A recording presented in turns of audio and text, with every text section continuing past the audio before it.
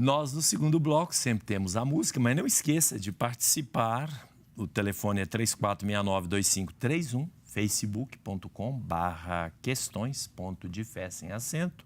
WhatsApp 996-428-473 e e-mail questõesdefé@tvhorizonte.com.br. E não esqueça, no final do programa nós vamos falar sobre a nossa viagem belíssima do mês de junho. É uma viagem que já está com mais de 20 pessoas já garantidas, então não podemos passar de 60. Agora temos uma música bonita da ópera que todo mundo conhece como Largo de Handel, né? Uma música que pode ser tocada, mas ela é de uma ópera que não fez sucesso nenhum quando foi lançada, mas depois foi redescoberta e fez muito sucesso. E o sucesso maior foi exatamente esta área, Ombra Mai Fu. A Sombra Nunca Mais seria qualquer coisa desse tipo, da ópera Xerxes, de Georg Friedrich Handel, interpretação de um cantor criança norueguês, Axel Rikvin. Vamos lá, vamos conferir.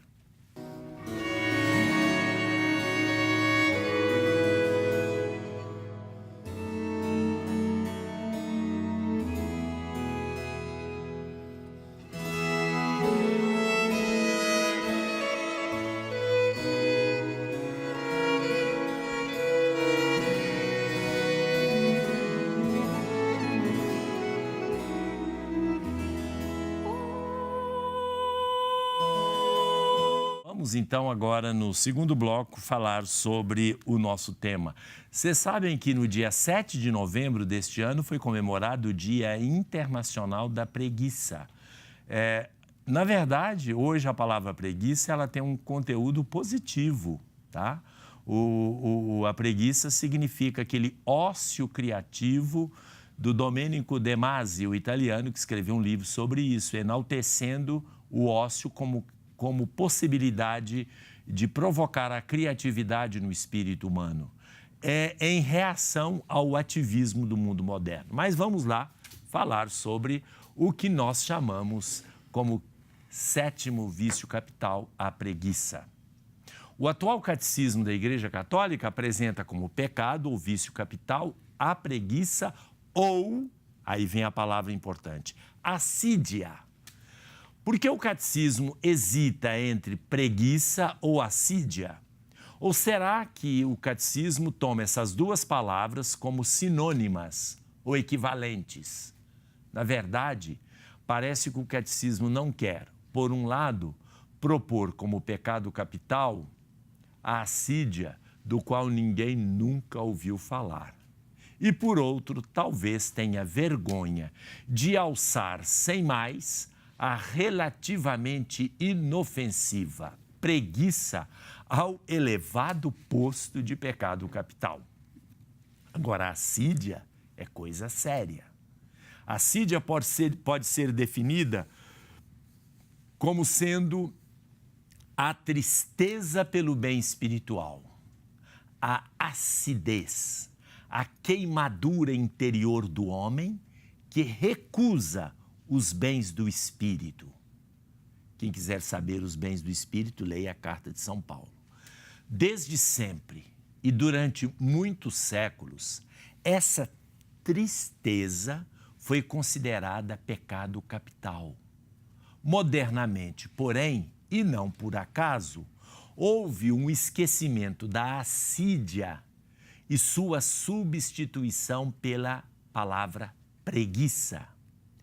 Parece que a igreja trocou assídia por preguiça, alguns pensam assim, como forma de estabelecer uma moral capitalista e burguesa. Porém, nada mais falso.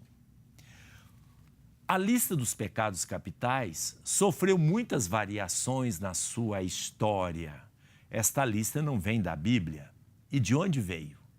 Veio da experiência espiritual dos padres do deserto, que na radicalidade de sua proposta foram realizando uma tomografia da alma humana e descobrindo em suas profundezas as possibilidades para o bem e para o mal.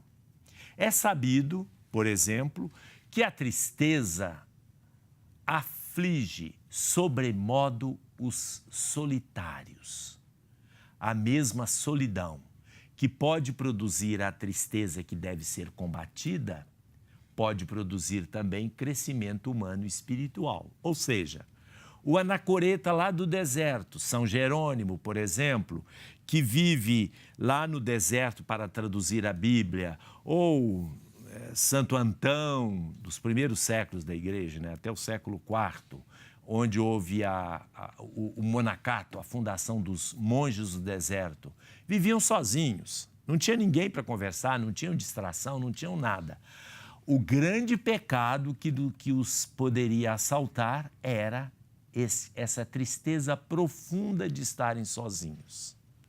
E, portanto, é neste sentido que eles estabeleceram vícios capitais, através de uma análise profunda das suas almas que estão lá na solidão da montanha ou do deserto, eles começam a analisar como que eles poderiam combater os malefícios que a solidão pode trazer e procurar enriquecer esta solidão pelo contato, pela meditação, pela maneira de se relacionar com Deus. E aí eles começam a elaborar, é claro, inspirados na Sagrada Escritura, esses vícios capitais. E aí entrou no sétimo alguma coisa parecida com tristeza, assídia e que depois foi chamado de preguiça. Na verdade, não é a preguiça tal como nós estamos acostumados, ainda que nesta preguiça ela tem um aspecto obscuro, né, de que impede a realização do homem. Imagine, por exemplo, um aluno que tem preguiça de estudar e, portanto, mesmo que se é empurrado, agora é final de ano, eu sei que tem alguns alunos, meus alunos especificamente, que a gente tem que dar aquele empurrãozinho para poder passar de ano, né? Mas resolve? Não. Por quê? Vão ser profissionais em qualquer área incompetentes. Vão ser padres pela metade, vão ser professores pela metade, vão ser filósofos pela metade e vão ser teólogos pela metade. Eu estou falando metade, estou sendo bom, hein? Otimista. Pode ser nem pela metade. Então, a preguiça, ela traz, nesse sentido, a pessoa que não quer fazer esforço para nada, porque a vida você precisa fazer esforço para ser santo, você precisa fazer esforço para estudar, para ter cultura, para ter inteligência.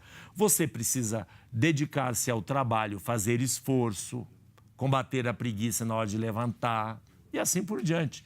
Então, há um lado obscuro da preguiça, mas há também o lado simpático, ao lado positivo, como nós dissemos, e, portanto, é importante que nós esclareçamos bem no programa de hoje do que se trata exatamente esse sétimo vício capital. E, para terminar, nós estamos falando aqui de tristeza, mas cuidado, hein?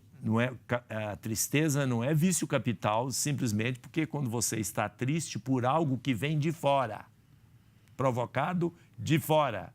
Não. A primeira diferença entre a tristeza, que pode ser considerada pecado capital, é uma tristeza que é produzida dentro da sua alma. Ela vem de dentro. Por exemplo, nós temos tristeza quando perdemos alguém.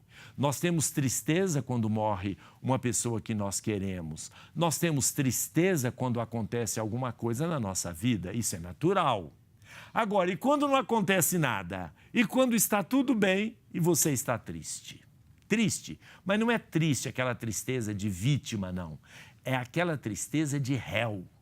É aquela tristeza de... Nós vamos depois iluminar bem isso. Aquela tristeza que brota de dentro da sua alma, que você cria. E, portanto, vai te prejudicar e prejudicar toda a sua vida. Então, é dessa tristeza que nós vamos tratar como vício capital, que é a tradução mais adequada, não existe outra, da palavra difícil e complicada, que é assídia ou acidez espiritual. assídia espiritual. Papa Francisco fala muito isso de uma estação, não, gente, do Sínodo dos Bispos. Não é o último, né? É o anterior, sobre o Gaudium, Evangelii Gaudium. É sobre, nesse anúncio, o Evangelho da Alegria, né? Sobre o Evangelho da Alegria, o Papa Francisco vai dedicar muito, principalmente aos evangelizadores, este conceito de assídia espiritual, que afeta muitas pessoas, missionários, padres e assim por diante. E portanto, dependendo da situação, considerado um pecado capital. Voltamos daqui a pouco.